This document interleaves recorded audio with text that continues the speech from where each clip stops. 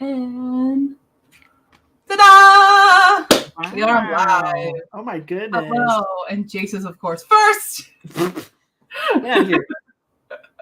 Well, hello, everybody. Welcome to the channel. You all know me. I'm Cordy, and today we have a very, very special guest. We have, this slide, Tycho!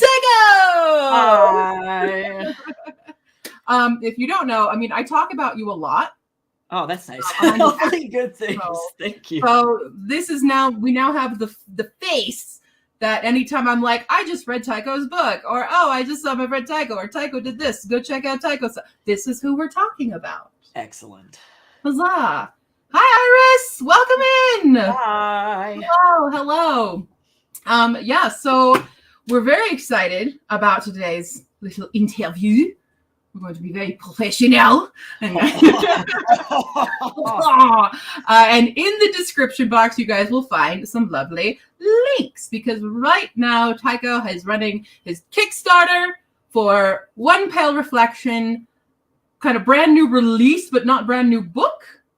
You want to say? Yep, that's true. Yeah. But it's real. I had the pleasure of reading it already, so I can already gush about it to you guys. And we are here to talk about the Kickstarter, the book, author crafting, everything. Hi. Hi, Cal. Hello. And if you guys have questions in the comments for Tycho, just go ahead and type those in, and we will get to them as we come along. But first off, Tycho, do you want to introduce who exactly you are and about the book? Sure. Yes. Hello. My name is Tycho. I've been writing for a while. And I am an artist, an author, a comic creator, and a Twitch streamer. So I do a little bit of everything. I really got seriously into writing more recently, getting my master's in publishing. So I'm also familiar with the gross trad publishing and academic publishing side of that. And I work at a book marketing company right now called Pubvendo, which is very, very fun. But in terms of the book, One Pale Reflection it's been through a lot. This poor book has gone through the blender. I will say this is a blender book here. I started writing really, and I decided that I wanted to be a professional writer when I was 16, effectively. And this monstrosity was the first thing that I decided to write. It was not good. It was bad. It was anything really we write bad. When they're that young is good. It was bad, but it was during the time of vanity presses, and there was not really a lot of options for self-published authors. And I was very lucky to have had a friend whose dad is he was a very, very Buddhist, and also I believe super into he was Indian and also into Hinduism very deeply as well. So both of those things. He was an academic, and he went through CreateSpace when Kindle Direct Publishing was CreateSpace back in the day. And I was like, oh, how did you do that? And he was like, well, I'm going to tell you. So I self-published a very ugly book with very ugly art and a very ugly interior. And I was like, I did it. And it was really bad. And that thing is probably still in my high school's library, which hopefully no one will ever pick it up. I hope that it somehow is, lost in a fire or something tragic. But it went through then a second publishing in 2014, 2016, maybe. Yeah. And then got a facelift there, and I don't think it was still good enough. So now it's back again with the third and final facelift, and I've learned a lot writing professionally, having won awards for some of my other books. And now I feel much more comfortable with my writing style, the writing process, editorial process, and all of that. So now this book is not ugly anymore and doesn't deserve to go in the blender. So no ugly, crusty books anymore. No, we don't like that. We don't like that. Oh man, I forgot all about CreateSpace. That's how I first went through publishing, was through CreateSpace. It was rough, and I'm glad that Kindle did buy it out, because it was not bueno in the beginning. I remember the struggle. Well, that's really awesome. I'm just excited. We finally get to have a nice, crisp copy. Yeah. Of this book. It's super fun. You also, guys, you can see on the screen right now, we do have some of the art that Tycho has done of two of the big characters. Some not nice and some a little gray. Yep. It's great. Would you like to tell us the plot of One Pale Reflection? Sure. So there's a lot going on in this book, but the main central theme, the main plot follows Brendan McCoy and his sister. Brendan and his sister Letty have just lost their parents to a really tragic accident, and they are informed that they're going to go live with a distant relative who lives in Ireland, and both of the kids are super confused because they have living grandparents and they don't know why they're being carted off to effectively some stranger that they don't know across the pond. And Brendan very quickly figures out that everything is very, very weird, and he keeps having weird dreams, other strange occurrences around the house. And eventually he finds out that there is an entire other dimension, effectively across mirrors, that he has access to, and there is somebody across that mirror who very much wants him dead, which is not a good place for a young kid to be in. And meanwhile, across the pond, across the mirror, there is a war being waged, and this wizard has had an absolute ego trip and has become immortal and is trying to effectively take over the entire continent with an undead army and wants to just make it everybody else's problem. So there are a lot of characters involved as the magic politics plays out in this place, and people from our side of the mirror and their side just get absolutely chucked into the hurricane that is the mess that is created. So it's a ride. It is a very fun, like, I don't know, light read. I don't like to keep like YA or middle grade when I write it super, super heavy. So it's not very much into like the political fantasy side of fantasy. It's just a lot of fun, lots of magic, and lots of ridiculousness. A good dose of all of that. Yeah, when I read it, it felt very wholesome. Was one. It was like, it reminded me of like, I wish I had been more of a reader as a kid, because I would have like eaten this up. I'm so glad I read it as an adult, but I wish I had it, because when I was that age, like reading characters that are in this book that I attached to now, I would have attached to even harder as a kid. And because it's got that kind of portal fantasy element to it. It seems like, because of the visuals in it as well, it was very easy to imagine what these kind of places look like, and like, oh, I can see this as a movie, like easily.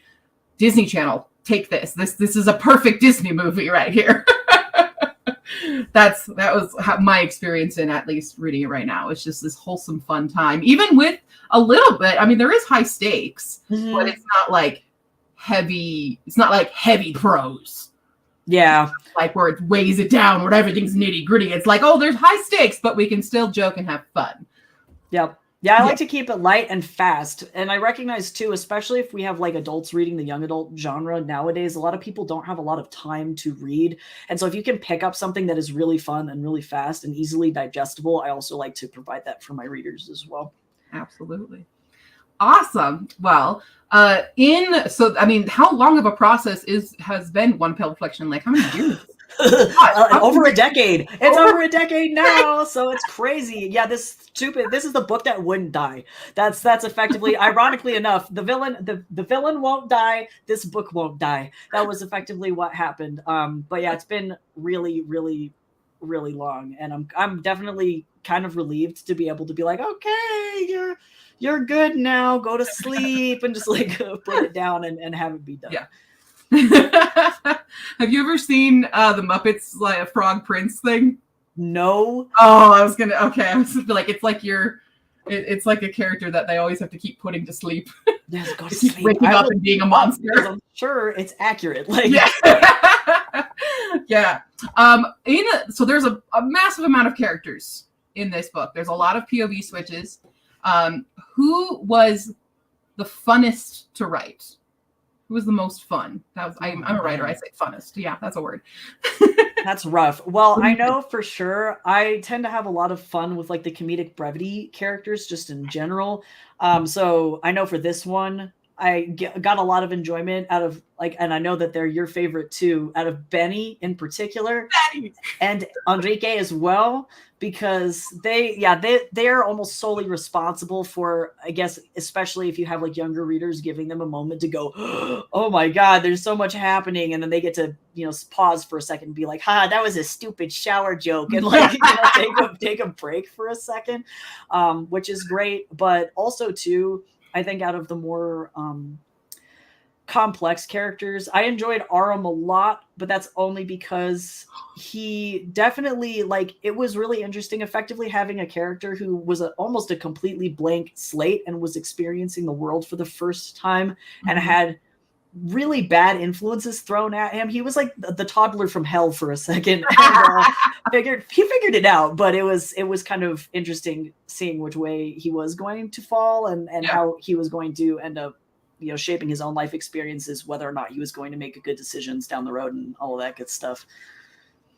Aram is definitely like one, because I've already told you, but like Aram is one of my like the top 3 of my favorite characters in this, because I love complicated characters. I love when you're not exactly sure whose side they're on, what their motivations exactly are. That's like my favorite kind of character.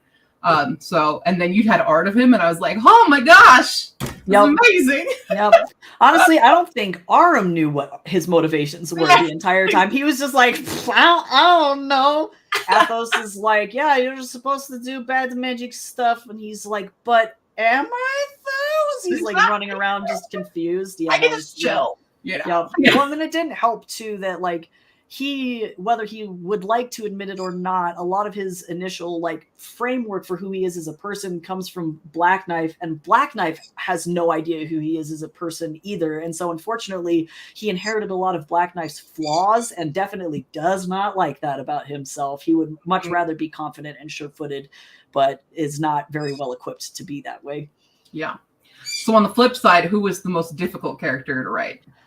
Oh, God. Well, the most painful to write is O'Brien, hands down, 9 times out of 10. And I feel so bad for him because he's just O'Brien as like he's supposed to be the mentor character, right? When you have like Joseph Campbell's like archetypal cycle or like the hero's journey, there's always that one mentor guy who is showing up, who's supposed to have all of the answers.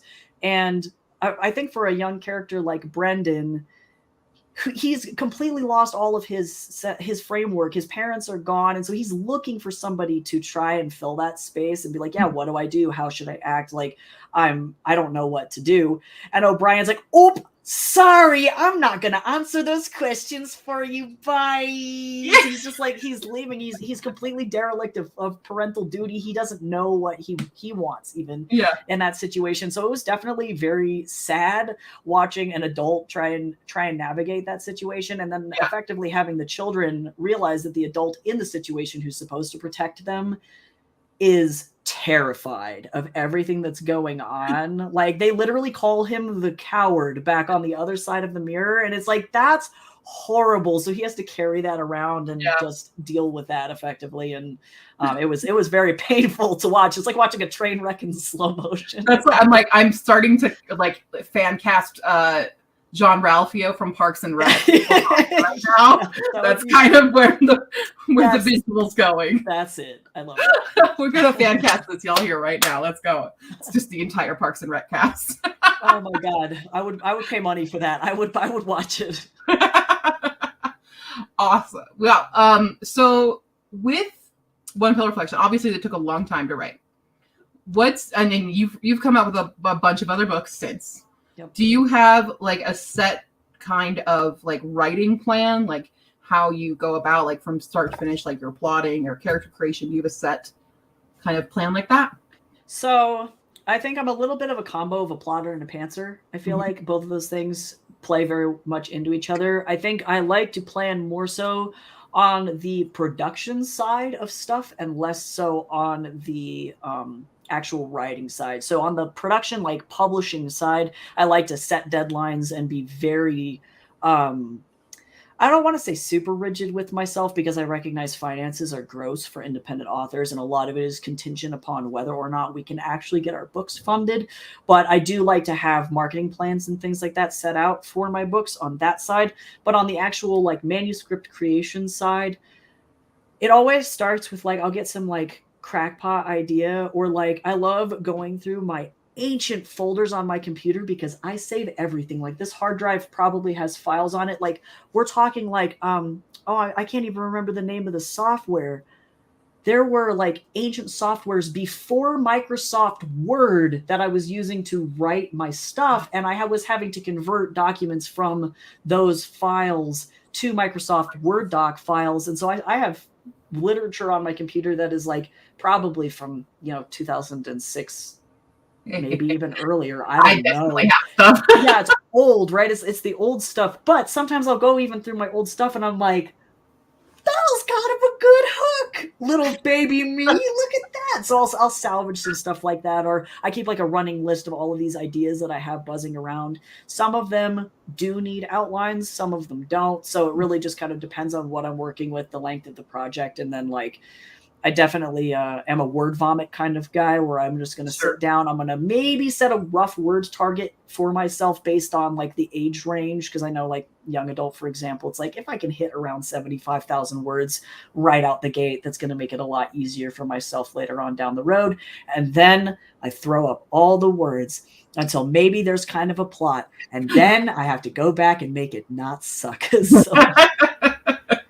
You've opened the can of alphabet soup, and now you have to make them make sense. Yep. Well, do you have when you do end up writing an outline? Is there a method you use? Like a lot of people use Save the Cat. I use the 9-block 27 chapter thing method.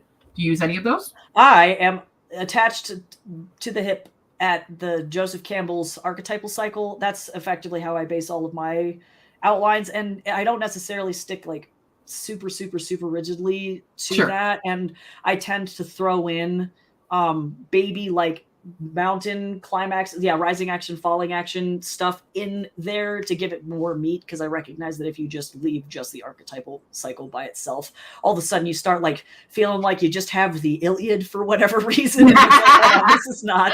This needs some more like glitter on top to keep people guessing and to try and keep them at least relatively, I guess, entertained, floating in that space of disbelief a little bit before then they have to finalize the story, come back down to the climax, and then ride that roller coaster into freedom. So, but I do like the archetypal cycle a lot, just because it is very easy to follow, and it's easy for me to create archetypical characters, but they're not so archetypical that they're boring.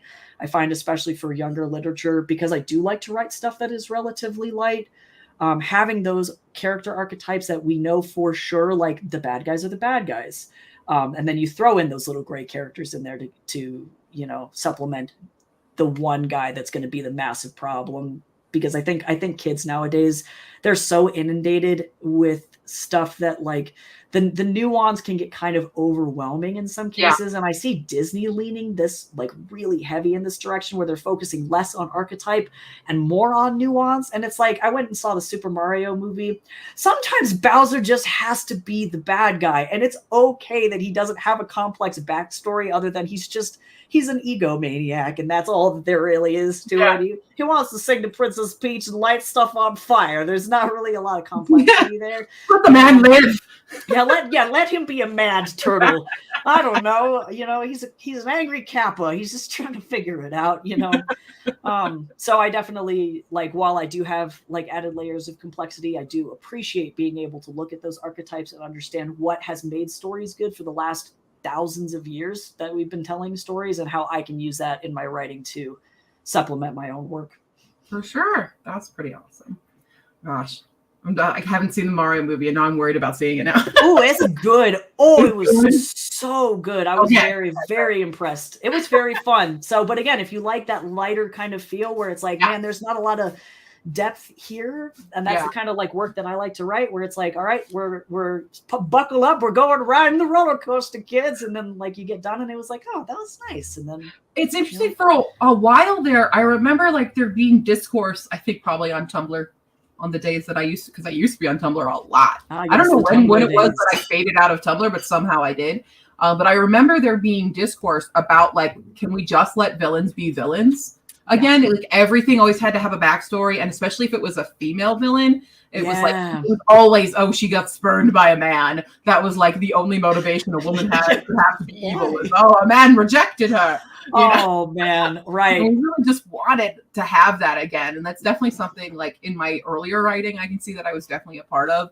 But I also like there's the other half where we love seeing like the kind of bad guys where you can really relate and be like, oh, if I had made these choices, I too would have gone evil. Right. So definitely. It's like I like both, but it's definitely like lately more like, oh, let's talk about the villains instead of just like maybe they're just evil. Yeah. Well, I've gotten, I think, some heavy critique on my own work, and you haven't read Court of Snakes yet. I tend to like to have a little mix of both. You know, in the Brady books, you have people who do have problems. Like, I know you've read Brady 1. We got Mr. Lowe. The only reason he's doing what he's doing is because he's an incel.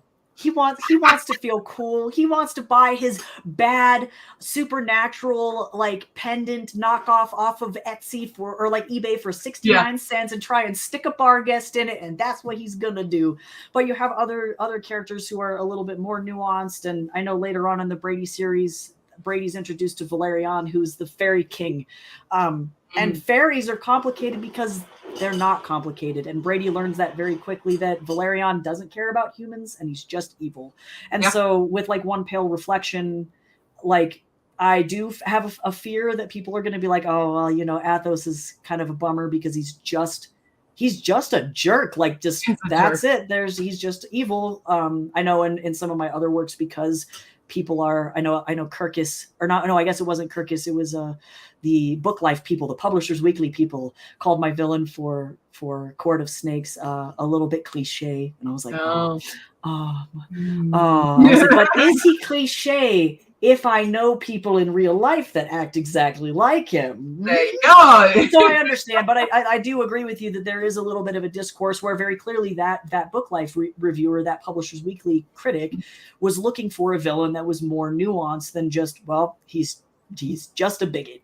That's it, full stop. And Athos kind of does fall into that category where it's like, well, he was messed up when he was a kid, and now he's taking it out on everybody else, and there's not really a lot of nuance there. But that's why I do like bigger casts, because then you can throw in other people like Aram, like Black Knight. I was gonna say, like, I think it balances because you have those other characters that you're like, are you evil? Are you good? What are you doing? What are y'all doing? What are y'all doing?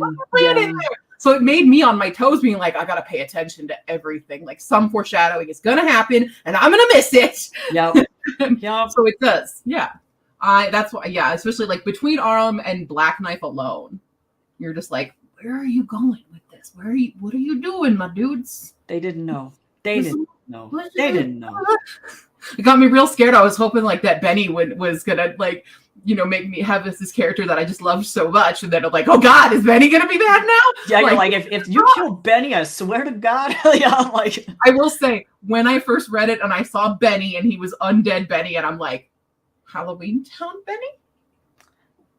He's like, he pulls up in a taxi car and he's just like, yo, get in the cab, guys. We're going to go to Mirror World. I'm like, I was just waiting for it. Waiting for it. I love that. I may or may not have watched Halloween Town too much as a kid. Well, and it's so weird for me going back and looking at the work, because when I wrote it, you know, it was like, gosh, I was literally 16 years old. It would have been 2010, you know? So it's like, there are so many influences that I can see in the work where I was like, okay, I can pick and trace every single thing that's going back to the things that I knew that I loved when I was growing up and how I wanted this book to feel. And definitely the vibe, at least, I can be very proud of, for sure. It's definitely interesting to see what our like childhood influences have done to us as adults and as writers. I just had a conversation on my stream yesterday with Hala. And we were talking about kids' books that we read, because recently on my, like, I have this 23 books in 2023 I have to read, and Hala got to put 4 books on there. One of them is Alana, the First Adventure by Tamora Pierce, right? And I'd never read a Tamora Pierce before in my life. But Hala loves Tamora Pierce. And I read it and I'm like, everything about Hala and her writing makes so much more sense now. And then we were talking, and I was talking about Bailey School Kids, and like everything I write suddenly makes so much more sense now. I love that. We always have, that's why I like, especially literature that are aimed at younger audiences are so important right now. Yes. That's what's going to mold and shape them. Yep. So we can stop banning books now, guys. Yeah, for real. Honestly. That's it. Yeah, exactly. Okay. So One Pale Reflection has a lot of fun characters, but a lot of fun like creatures as well. So we have a variety of mystical creatures. Where do you like find your mythologies? Like, where do you pull from for, at least for One Pale Reflection? Because there's so many more in like Brady and stuff. One Pale Reflection in particular, my main thought was like knowing that the lore that I have now, and that's effectively that a wizard was fleeing the witch trials in Central and North Europe. During that time, he was like, I gotta get all my magical friends out of there. So I'm assuming he just grabbed as many different people as he possibly could and as many different things as he possibly could, and effectively chucked it into a very itty-bitty living space.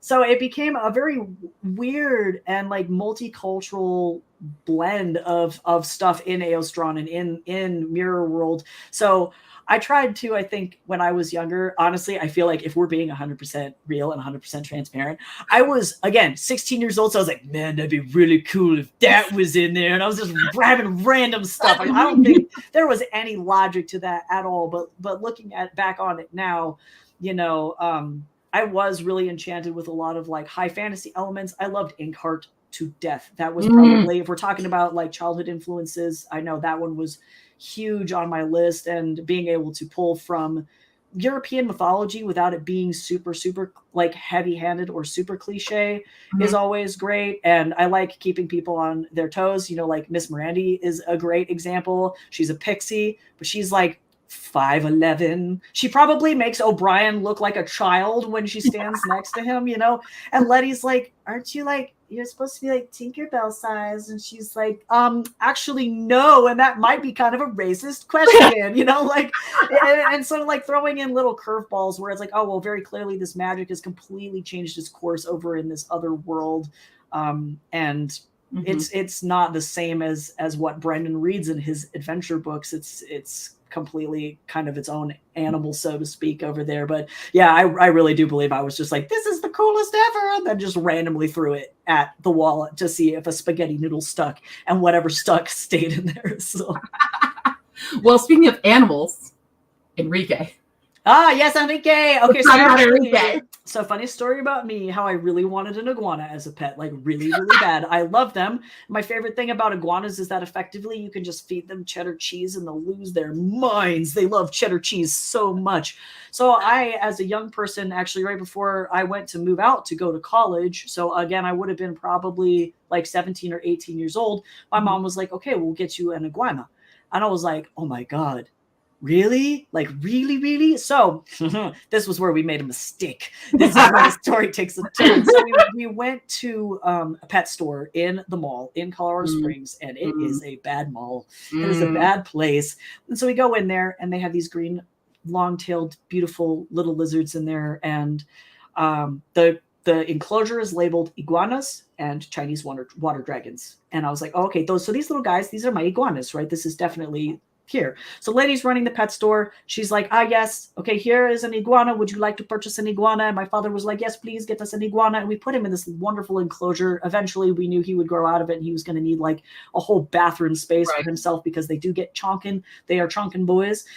But we put him in there and we were feeding him grapes, and he loved those grapes, and he was just digging and vibing. And then I was just like thinking about it, I think critically one day.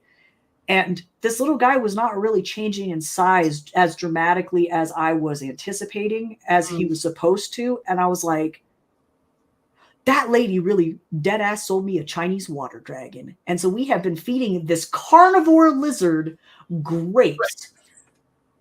And he loved those grapes. He really did. But then as soon as we put a cricket in there and he like darted across the enclosure and was like, freedom! And like it never got to the point where the animal was like really malnourished and was like dying. So Yeah, I caught it in time. But like, yeah, so long story short, that's how I ended up with the Chinese water dragon. And yeah, but I love Enrique so much. And it's really funny because part of my like love letter to him, truly, like my mom's, her maiden name is Lopez, and she has a cousin named Enrique as well, and they call him Kiki. And so I do, yeah, my family, like having a little bit of my Hispanic heritage in there. Like my family's mostly like Mexican, so definitely not Colombian in any way, shape, or form. But those little green iguana dudes just end up everywhere, and they end up in Florida, and they can't be stopped, and they will be invasive, and eventually an iguana army will take over the United States, and that's just how it's going to go. I don't really make the rules. So.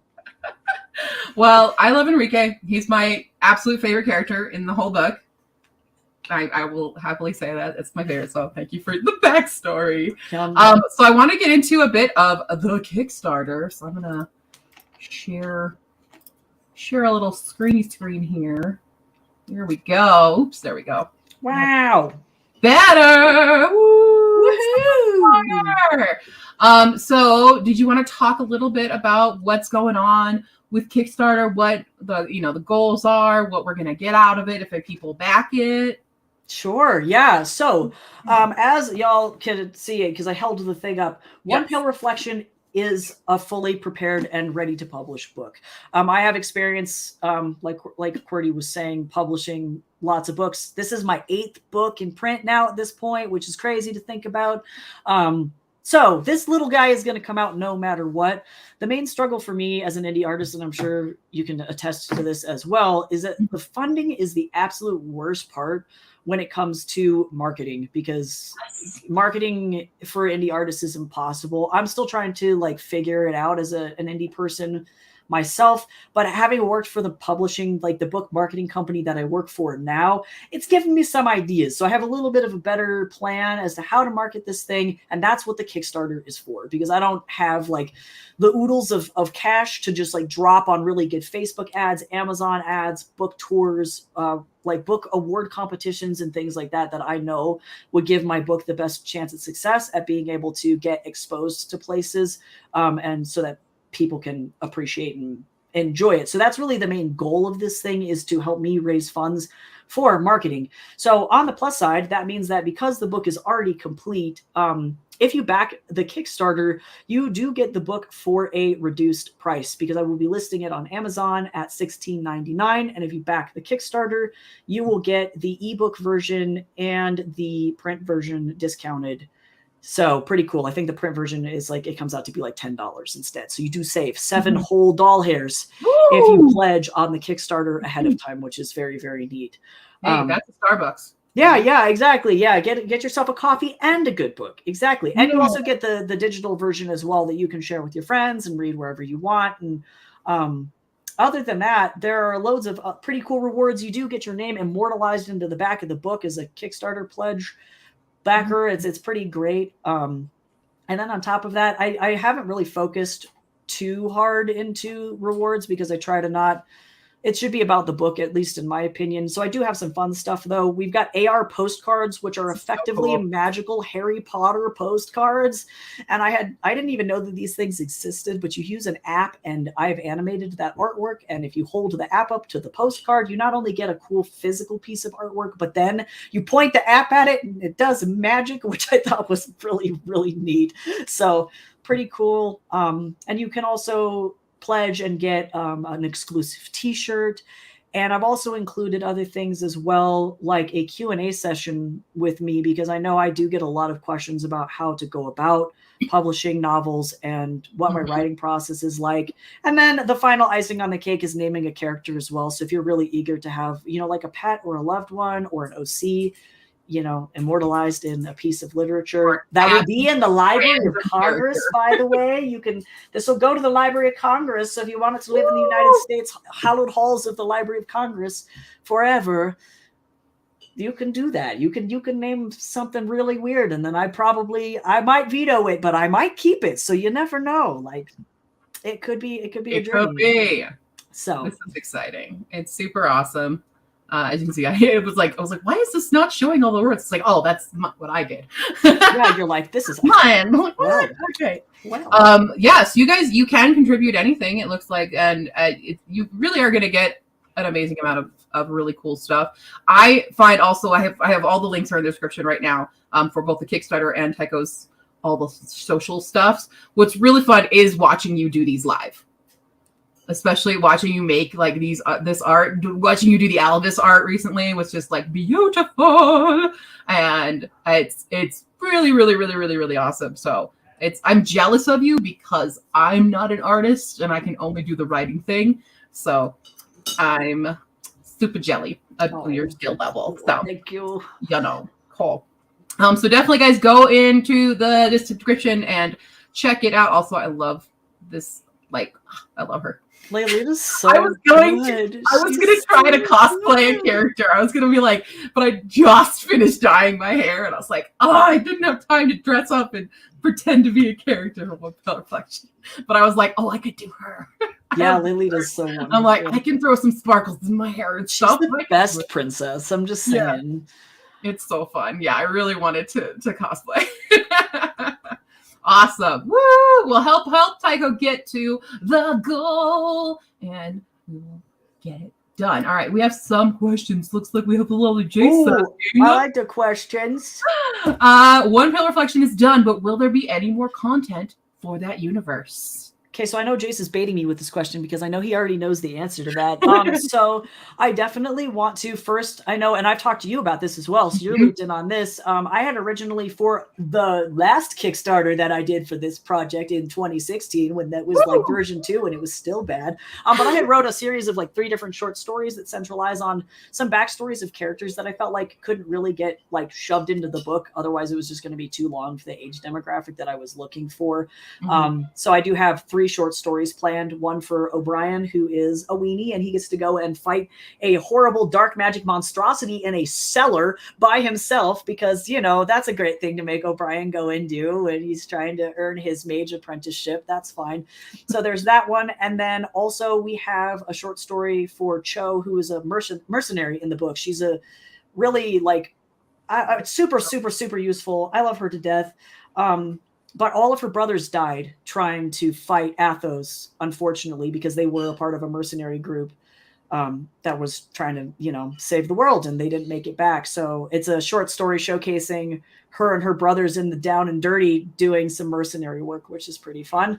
And then the third short story is from Alvis's perspective, actually, but it has to do with the moment that Athos effectively decided that he was going to jump off of the deep end, and it's some really sad stuff. That one in particular is really tragic. So I know I have those that are going to eventually come out, and I do plan on releasing those for free on Wattpad and selling them in print. So if you want like a nice little introduction into the universe, you can actually also, as a side note, I guess, if you want to read this thing before you decide to pledge on my Kickstarter, the whole thing is available for free on Wattpad. I need to go in and update it and make sure that all of the weird typos that Cordy found are no longer in there. But if you want to check it out, it is there. And those links are on my website to be able to check that out for free. But then also too, aside from the short stories, I do want to create a visual novel game that takes place after One Pale Reflection, that stars a young wizard who is trying to gain their apprenticeship because the Mage of Ocean Breach actually died and they need to fill the position. And so they decide to effectively have a wizard's trial to figure out how to do that. And Brendan actually happens to be one of the competitors in that wizard's trial because he can do magic now. So it's really weird for them having an otherworlder coming in here trying to, you know, encroach on their space, and they don't really feel like Brendan belongs there, and things get very weird. But there will be dating options and combat and like good endings, bad endings, and it's going to be very, very fun. So I don't know when I will have time for that, but at some point that is definitely in the works. Yep. That's fun. Oh my gosh, that sounds so cool. Jace also wants to know what is next up on your to write list. Okay, so I guess I don't know if this counts because these are already completed. What's next on my publishing schedule is Court of Snakes 2, so that should come out next year. And then the one after that, I've already got a completed manuscript for, and it's called Fatal Mechanisms. And it is a science fiction. I don't want to say it's like a hard science fiction, but it is a science fiction about colonialism and fascism. So it is pretty hardcore. It takes place most of it in a prison, so pretty intense. Starring a female alien character, so she's very fun. I love her. She's a little salamander lady. She's very good. Oh, I love that. I appreciate her. Super fun. And then the thing that I haven't, well, I guess I have written it. So this is another one of those like recycled projects, but I know for sure the thing that's coming out after that is a book that I wrote. I think it was when I was in college, and it's called Appetite is going to be the new title. But that also, it's a fairy tale adaptation of Grimm's Brothers fairy tale that takes place in, I don't want to say like it's a dystopian environment, but it is definitely a neo-contemporary environment, and it has to do with drug addiction. Fun. So, yeah. Super light topic. Yeah, it's rough, but it's fun. Oh boy, there's like drugs that'll make you eat human flesh. It's like that Flacca guy from Florida that one time. Oh, Florida man. Yeah, that one guy. So it's really good. I do enjoy that one. So I'm excited to start working really on it fun. again. Is there a genre you've never written in before that you really want to try? Oh God, I'm always so scared of romance. I don't like it. It's tough because I recognize I'm a very demisexual individual. And so for me, like the romances where it's like, I saw them across the room and immediately I was like, oh yeah, I know I need to date that person. I'm like, that is the most unrelatable thing to me. I have no idea. That's why Taran in Court of Snakes is like violently asexual. He's just like, I'm just trying to not die, guys. Like, I don't know what's going on. Like, I appreciate that you're near me, but like, I'm too stressed out for romance right now. And I'm like, buddy, that's relatable. It's definitely an intimidating genre, especially with the current like climate of what romance is. I'm writing an ace romance right now. Good. That's one of my projects is an ace romance. So, love it.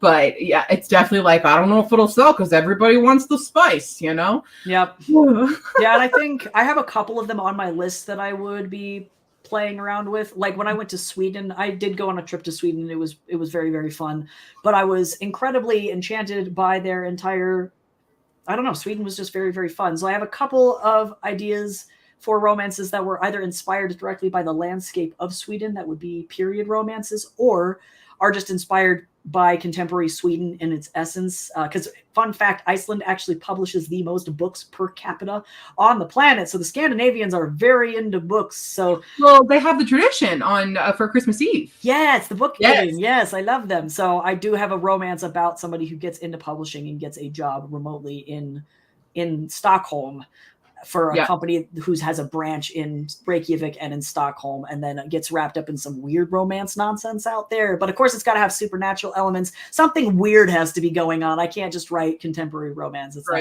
not gonna work for me. If somebody's not like a vampire or like on fire or like aliens are invading, I don't want it. For sure.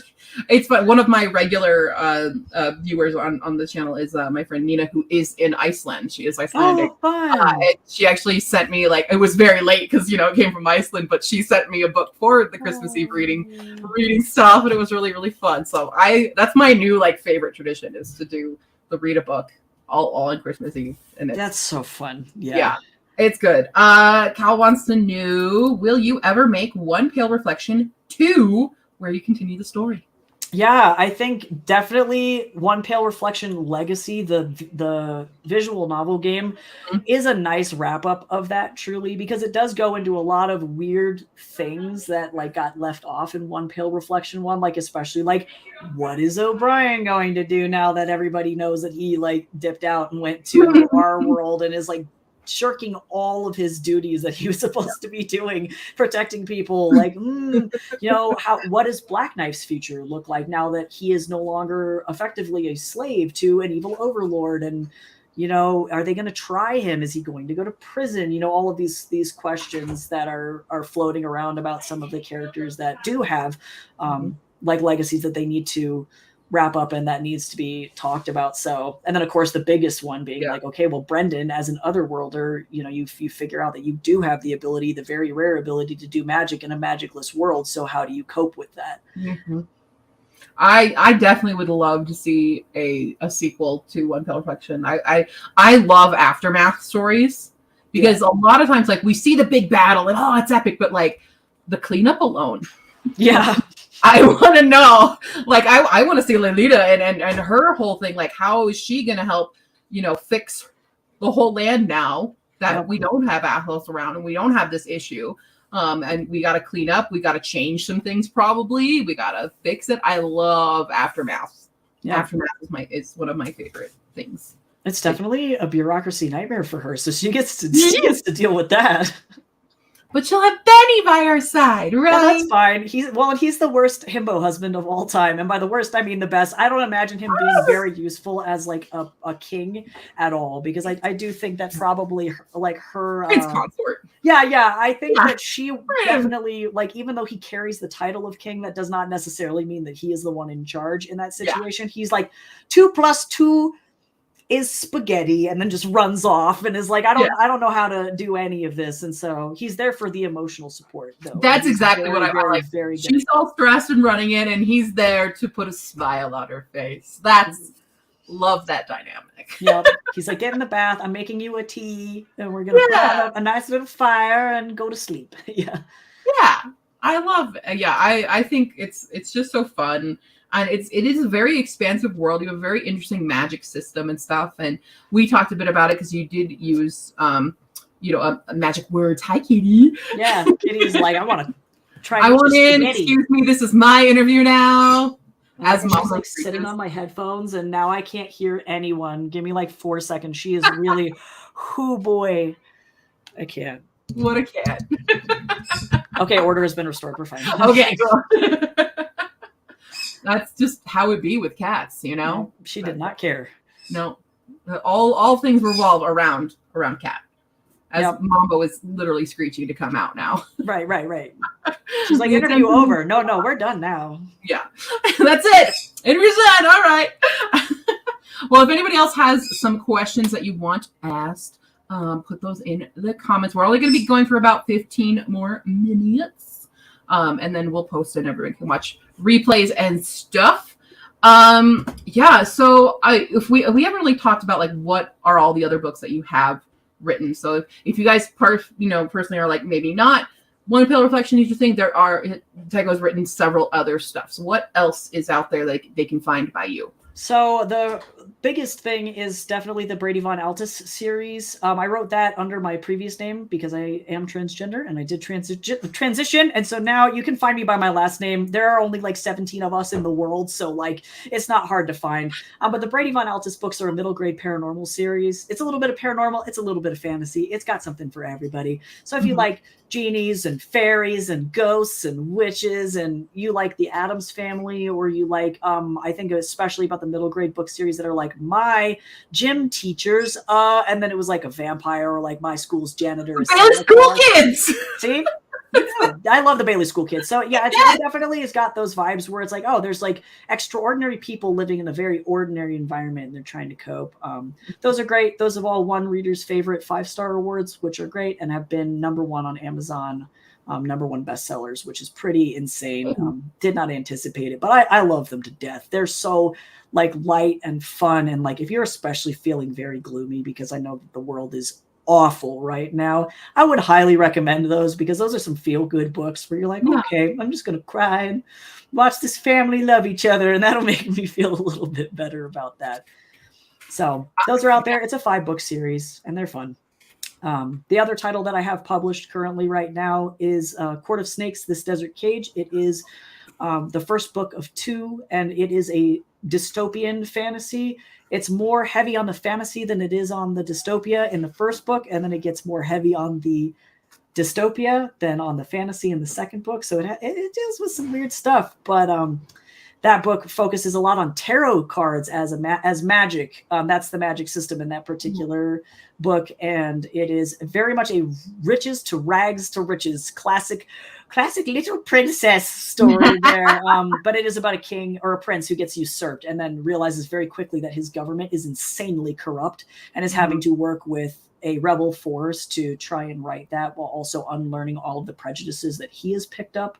And then on top of that, simultaneously, the other main character, Parissa, she is the daughter of the guy who killed both of Taryn's parents. So she is like, I'm a princess now, I guess, but doesn't really feel like a princess and is consistently discriminated against for a variety of reasons. So it's a little bit more heavy in terms of like really on the nose topics. I do discuss a lot of like racism, systemic oppression, classism, oligarchy, corruption, that kind of stuff in there.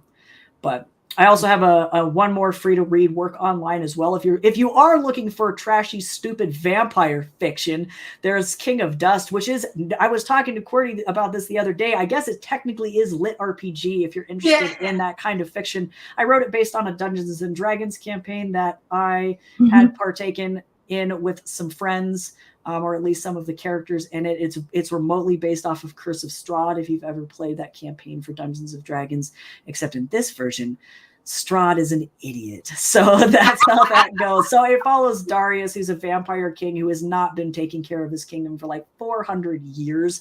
And he's effectively forced to try and clean up his messes by an inquisitor who is a tiefling. He's like a Cambion half demon himself, and they're going around the countryside trying to make all the undead bad guys go away, and Darius is just yelling and almost getting lit on fire by the townspeople, and nobody wants him to be there, and it is absolute chaos. And he's also forced to do all of this with his ex-boyfriend, who is very mad at him, and it is madness.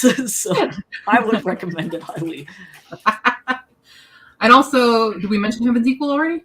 Oh, yeah, and then there's Heaven's Equal, too. Yep, I do have a comic series as well. If you like Journey to the West, or you're a fan of Dragon Ball, I do have an ongoing comic series on Tapas. That is, you can read it for free, or you can also buy the first 5 chapters in a volume on Amazon right now. And it is Journey to the West, but it's set in modern-day Los Angeles. So instead of in China, Sun Wukong is stuck working at a fast food restaurant called the Trippy Taco, which is a Mexican Asian fusion restaurant, and it is also chaos, and I do love it a lot. It's a labor of love, but it's really fun. But that is very adult, so it's got lots of swears and lots of heavy themes, so defo not for children. Yeah. Sorry, my dad started texting me. He's like, hello. All that Mother's Day planning going on. Awesome. Yeah, I really the only thing I have not read by you yet is Court of Snakes and then King of Dust now. Yep.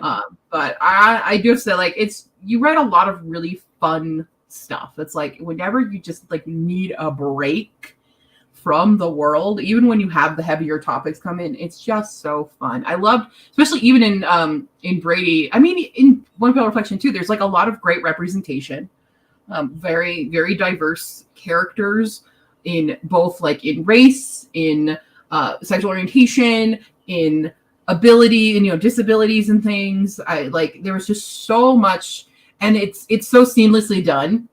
So I know a lot of people, when they're a lot of dumb arguments these days are oh, you're just pandering or whatever, and none of that is really found in your stuff. It's just it's real life, it's real people, even though there's lizard man and stuff. It's fine. It's fine. It's fine. It's normal. But there's still a great amount of diversity in it. So I really appreciate seeing stuff like that, especially in the indie world, because in the indie world we get a lot of flack. Yeah. We get a lot of flack. But this is quality stuff. It's really, really great. So I hope everybody goes and definitely go support the campaign on Kickstarter. Tycho's website is linked in the description as well. So if you want to peruse all of Tycho's work, and I think, is your Twitch linked to that as well? It should be. Okay, cool. Yeah. I'm I didn't put a Twitch link, but you can watch Tycho do art live and write live and stuff on your streams, which you regularly stream.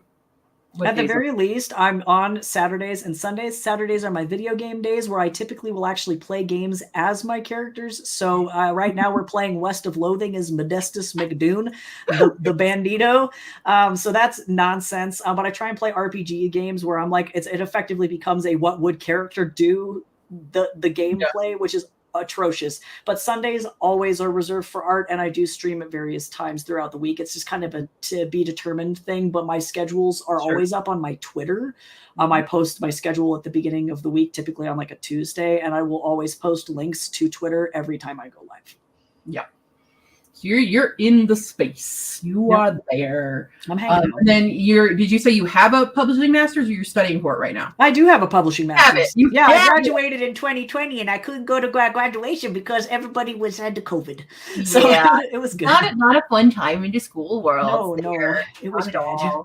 Well, that's really awesome. Are you gonna get a PhD? Yeah. Well, maybe in English. Like, I couldn't think of anything. Unfortunately, they don't really do PhDs for publishing, which makes sense because PhDs are really for like teaching. So I'm like, I don't know what I would go and teach people. I could get one in English, but I'm like, maybe I will. Maybe I won't. I just have a bachelor and a half. I like bachelor and a half. I'm good with that. That's nice. I almost have 2 bachelors, but then CU Boulder was mean to me. That's always how it goes. They're like, you need one more class. And I'm like, no, you said I graduated and you gave me a medal for being super smart. So I graduated. Boo. Yeah, how dare they? That's gross. Ew. But because you have that publishing master's on your website, you can also find all the services that you offer. You want to go over a few of those real quicksies while we wrap things up? Yeah, sure. I mean, definitely, I don't have any like editorial certificates or anything like that, but because I do write and I do read an awful lot, I do offer editorial services from effectively developmental editing all the way through the process. And then being a professional illustrator, I did go to school for that as well. I have 2 bachelors in art for various things. And I do provide illustration services, whether you need book interiors or covers, or even if you just want fun drawings of your Dungeons and Dragons character, I do that too. But the biggest thing that I offer is what I would call like a publishing consultation package. So if you are also an indie author and you're just overwhelmed, you have no idea what you should be doing next, where you're going, I can absolutely help you. Like at this point, at like book 8, I would hope that I am a veteran of the nasty Kindle process, and I can also help you optimize your keywords, tell you what you need to do to get those really rogue sales on Amazon so you can take some of that marketing burden and lift it, because I know it can be so intimidating to try and figure out how to get especially your family and friends to just like love you, and like everyone's poor. So the more you can spread your work around, the better. But I do know that it can be really, really intimidating and overwhelming. So I offer at the very minimum like a free 45-minute consultation where we can go over your work and like what you need help with. So that way I can better assist you with the kinds of stuff that you're looking for. Yeah. I can also vouch for Tycho's amazing art skills because I have commissioned Tycho to do all the interior art for Hispacek, and now the cover art is coming soon. Yay! It'll be fun. I'm so excited. Yeah, Tycho got to draw all the creatures that I keep telling everybody about on stream all the time. Like, Harriet is drawn. Harriet's so Rest good. assured, Harriet exists. Harriet's a fan favorite. Harriet! I mean, Harriet's got a little apron, okay? Like, why would you not like that? Little apron, sweep-a-sweep-a, she does the work, you know, she can... I got called out recently being like, what are the labor laws for Harriet? Oh, no, Harriet. I'm like, I didn't think about her wages.